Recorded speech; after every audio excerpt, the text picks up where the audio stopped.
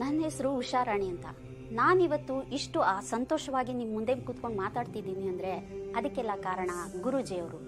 ನಾನು ಪಟ್ಟ ಕಷ್ಟ ಅಷ್ಟೆಷ್ಟಲ್ಲ, ನನ್ಗೆ ಯಾವ ಶತ್ರುಗೂ ಈ ಥರ ಕಷ್ಟ ಬೇಡ. ನನಗೆ ಆಗಾಗ ಹುಷಾರಿರ್ತಿರ್ಲಿಲ್ಲ, ಏನೋ ಒಂಥರ ಸುಸ್ತು, ನನ್ನ ಮೈಯೊಳಗಡೆ ಯಾರೋ ಬಂದು ಸೇರ್ಕೊಂಡಿರೋ ಹಾಗೆ ಅನುಭವ ಆಗ್ತಾಯಿತ್ತು. ಸರಿಯಾಗಿ ನಿದ್ದೆನೇ ಬರ್ತಾ ಇರಲಿಲ್ಲ. ಯಾಕಪ್ಪ ನನ್ನ ಲೈಫಲ್ಲಿ ಹೀಗಾಗ್ತಾ ಇದೆ, ಏನಾಯಿತು ನನ್ನ ಲೈಫು ಅಂತ ಹೇಳಿ ಕೊರಗಿ ನನ್ನ ನಾನೇ ನೋಡ್ಕೊಳ್ದಿರೋ ಆ ಸ್ಥಿತಿಯಲ್ಲಿ ಬಂದ್ಬಿಟ್ಟಿದ್ದೆ.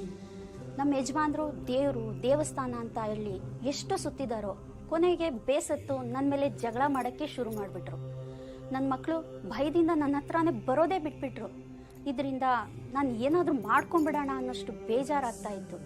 ಆದರೆ ಯಾರಾದರೂ ಒಬ್ಬರು ನನ್ನ ಲೈಫಲ್ಲಿ ನನ್ನ ಈ ಸಮಸ್ಯೆಗೆ ಪರಿಹಾರ ಕೊಡ್ತಾರೆ ಅಂತ ನನಗೆ ಅನ್ನಿಸ್ತಾ ಇತ್ತು. ಆಗ ದೇವ್ರ ಹಾಗೆ ಗುರೂಜಿಯವರು ನನಗೆ ಸಿಕ್ಕಿದ್ರು. ಆದರೆ ನಾನೇನು ನಂಬ್ತಾ ಇರಲಿಲ್ಲ. ನನ್ನ ಹಾಗೆ ಸಮಸ್ಯೆ ಇರೋರೊಬ್ಬರು ಗುರೂಜಿಯವ್ರನ್ನ ನೋಡೋದಕ್ಕೆ ಬಂದರು. ಆಗ ಆ ಹುಡುಗಿ ಮೇಲೆ ಮಾಟ ಮಂತ್ರ ಆಗಿದೆ ಅಂತ ಗೊತ್ತಾಯಿತು. ಇವಳು ಹೆಚ್ಚು ದಿನ ಬದುಕೋದಿಲ್ಲ ಅಂತ ಎಲ್ಲರೂ ಹೇಳ್ತಾ ಇದ್ರು. ಒಂದು ವಾರ ಆದಮೇಲೆ ನೋಡಿದ್ರೆ ಆ ಹುಡುಗಿ ತುಂಬ ಚೆನ್ನಾಗಾಗಿದ್ಲು.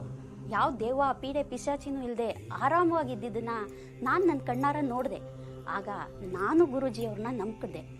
ನನ್ನ ಸಮಸ್ಯೆನೇ ಹೇಳಿದಾಗ ಗುರೂಜಿಯವರು ನನ್ನ ಮೇಲೆ ನನ್ನ ಸಂಬಂಧಿಕರಿಂದನೇ ಮಾಟ ಮಂತ್ರ ಆಗಿದೆ ಅಂತ ಹೇಳಿ ಅದನ್ನು ರಿಮೂವ್ ಮಾಡಿದ್ರು. ಈಗ ನಾನು ಆರೋಗ್ಯವಾಗಿದ್ದೀನಿ. ಇದಕ್ಕೆಲ್ಲ ಕಾರಣ ಗುರೂಜಿಯವರು. ಅವ್ರಿಗೆ ಥ್ಯಾಂಕ್ಸ್ ಹೇಳೋದಕ್ಕೆ ಇಷ್ಟಪಡ್ತೀನಿ.